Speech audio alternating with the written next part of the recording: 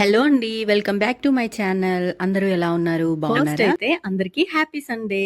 ఈ సండే నేనైతే ఒక మంచి రెసిపీ మీతో షేర్ చేసుకోవాలనుకుంటున్నాను. మీకు ఈ పిక్ చూడంగానే అర్థమైపోయి ఉంటది నేను ఇవాళ మీకు ఏం చూపిస్తున్నానో.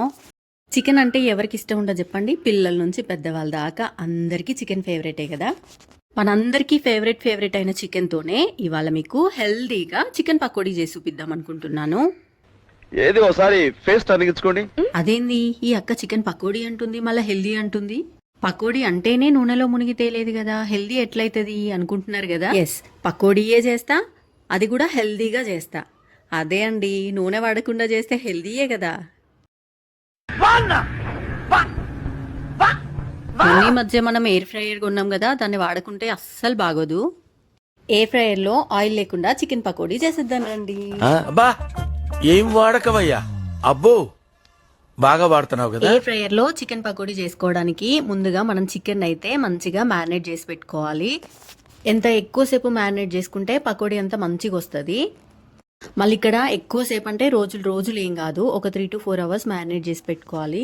చికెన్ మ్యారినేట్ చేయడానికి దాంట్లో వేసే ఇంగ్రీడియంట్స్ అయితే అందరికీ తెలిసే ఉంటుంది, దాని గురించి అయితే స్పెషల్గా చెప్పాల్సిన అవసరం లేదు.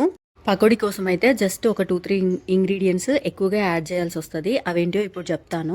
మనం చికెన్కి మసాలా అంతా పట్టించాక 1 స్పూన్ మైదా, 1 స్పూన్ కార్న్ఫ్లోర్, ఇంకా 2 eggs వేసి మంచిగా కలిపి పక్కన పెట్టుకోవాలి. అంత ఈజీయా సార్? అవునండి, చాలా సింపుల్, ఎవరైనా ఈజీగా చేసేసుకోవచ్చు.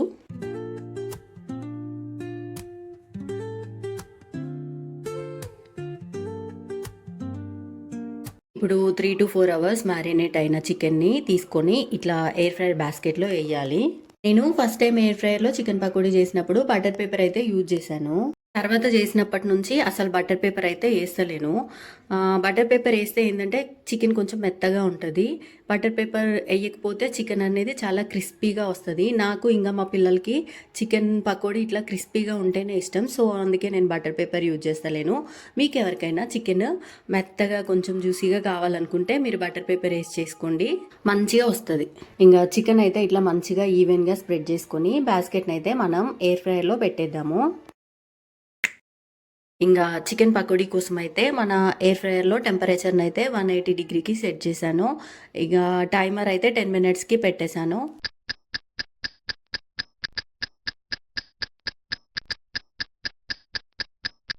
టెన్ మినిట్స్ అయినాకనైతే ఎయిర్ ఫ్రైయర్ బాస్కెట్ ఒకసారి బయటికి తీసి మనం చికెన్ అంతా ఉల్టా చేసుకోవాలి, అంటే రివర్స్ వేసుకోవాలి.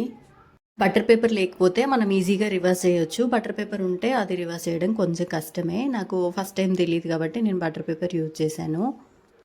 ఇప్పుడు చికెన్ అంతా రివర్స్ వేసుకున్నాక దీంట్లోకి మనము కరివేపాకు, పచ్చిమిర్చి, ఇంకా కాజు కూడా యాడ్ చేసుకోవచ్చు.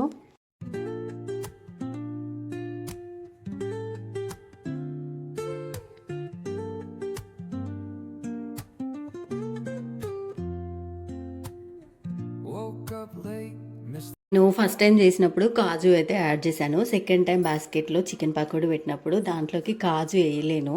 సో ఆ క్లిప్ అయితే నేను తీయలేను, మిస్ అయింది. ఇంకా దీంట్లోకి కొంచెం లెమన్ జ్యూస్ కూడా యాడ్ చేశాను.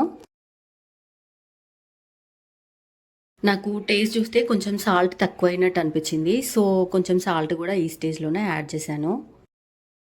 ఆల్మోస్ట్ మన చికెన్ పకోడీ అనేది హాఫ్ అయితే కుక్ అయిపోయిందండి. ఇంకా కొంచెం కుక్ అయితే సరిపోతుంది. దానికోసం అని చెప్పి మళ్ళీ మనం ఎయిర్ ఫ్రైయర్లో బాస్కెట్ పెట్టేసి మనం ఎయిర్ ఫ్రైయర్ని ఒక 5 minutesకి పెట్టేసి టెంపరేచర్ మళ్ళీ యాజ్ యూజువల్ 180 degrees దగ్గర పెట్టుకోవాలి.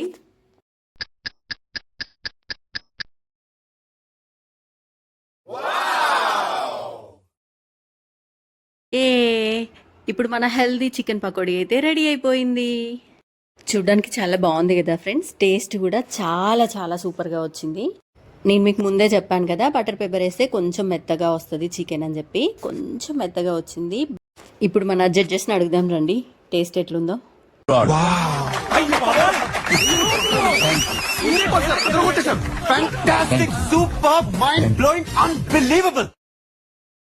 ఫైనల్గా మన జడ్జెస్కి కూడా సూపర్గా నచ్చేసింది. బట్ ఇంకొంచెం క్రిస్పీగా కావాలన్నాడు మావాడు, సో వాడి కోసం అని చెప్పి మళ్ళీ ఒక 5 minutes పెట్టేశాను. టెంపరేచర్ కూడా సేమ్ 180 degrees దగ్గర పెట్టేశాను.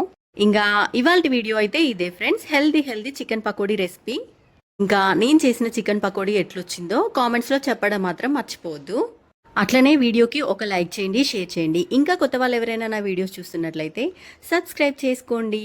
Thank you friends.